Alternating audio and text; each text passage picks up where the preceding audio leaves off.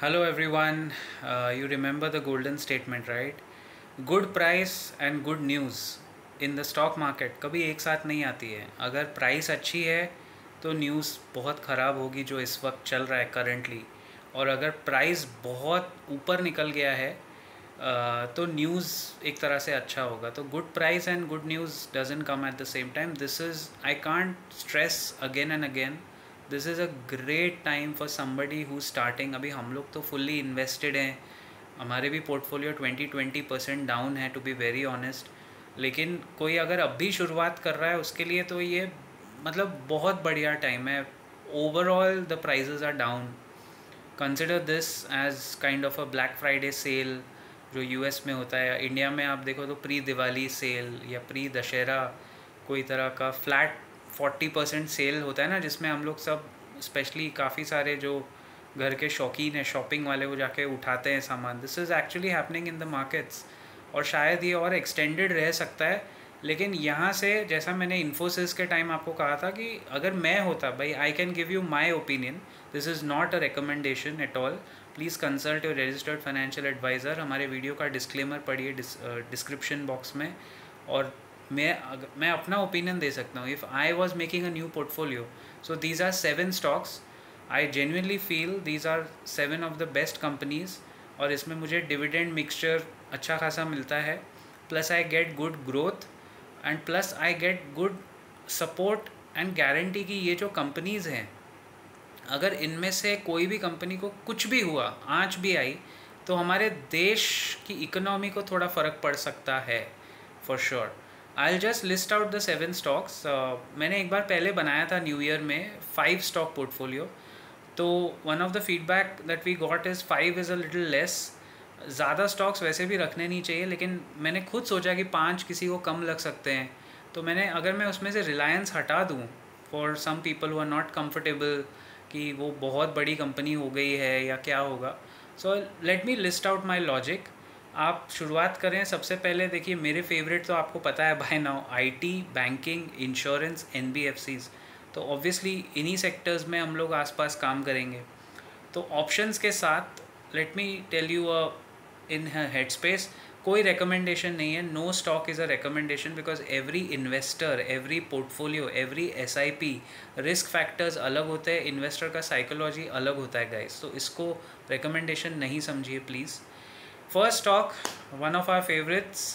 Company बहुत अच्छी है, आपको पता है, इन्फोसिस. आईटी का एक स्टॉक हम रखना चाहेंगे 7 स्टॉक पोर्टफोलियो में.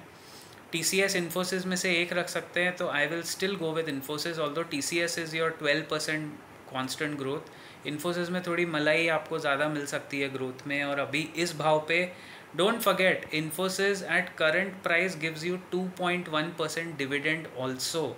2-2.5% तो वो डिविडेंड दे देता है. तो it's not a bad thing. जो चीज़ 14% ग्रो करेगी कंपनी 2% डिविडेंड देगी. डिविडेंड बैठे बैठे आपको मिल रहा है ना. You are not working any doing anything for it. तो Infosys number 1. Bajaj finance number 2. I have already specified. जिस पे बात हुई है वो रिपीट नहीं करूँगा. Bajaj finance number 2. Third Tata Elxsi number 3.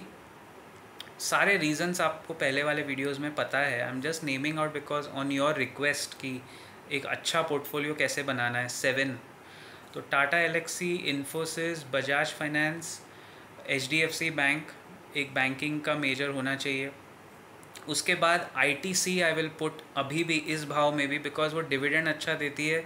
और ITC का आगे जाके डी मर्जर होगा गाइस. जब डी मर्जर होगा तो आपके पास जब शेयर्स होंगे पुराने 190, 200 जैसे हम लोग ने लेके रखे हैं, we are just happy to earn 5-6% dividends and look for growth. एक FMCG मेजर होना चाहिए तो उसमें ITC आप डाल सकते हो.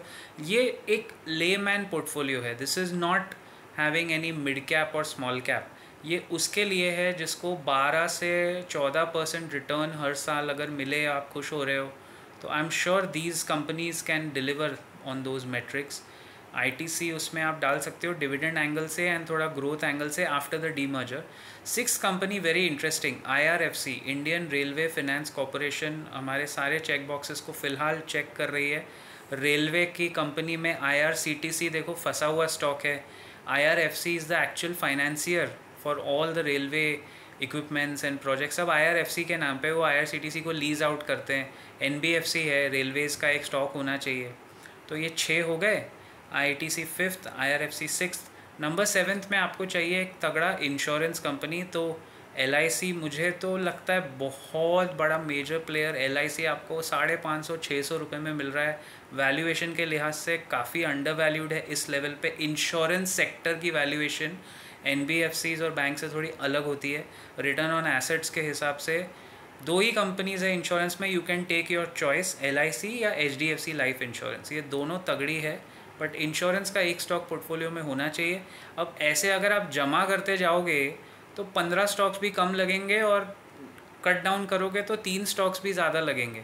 But 7 is a good number, it's a बीच का नंबर है। वो पोर्टफोलियो में रहें तो 12 से 14% हर साल थोड़ा थोड़ा थोड़ा थोड़ा करके आपको म्यूचुअल फंड टाइप ग्रोथ दे सकता है। आपका पोर्टफोलियो अच्छा ग्रो हो सकता है। प्लस 12 से 14% के ऊपर डिविडेंड्स।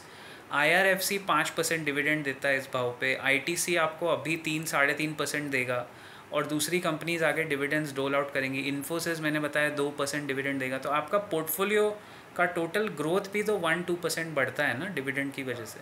सो उस हिसाब से I think this is a very strong and resilient portfolio. एक दूसरा वीडियो बनाएंगे, कोशिश करेंगे कि how to cater to small caps, या अगर स्मॉल कैप्स मिड कैप्स में लेना होता तो मैंने बताए हैं आपको स्टॉक्स पुराने वीडियोस में। But I still cover 7 let's say mid cap या 7 small cap best companies. I'll see you around in the next video very soon. Keep profiting.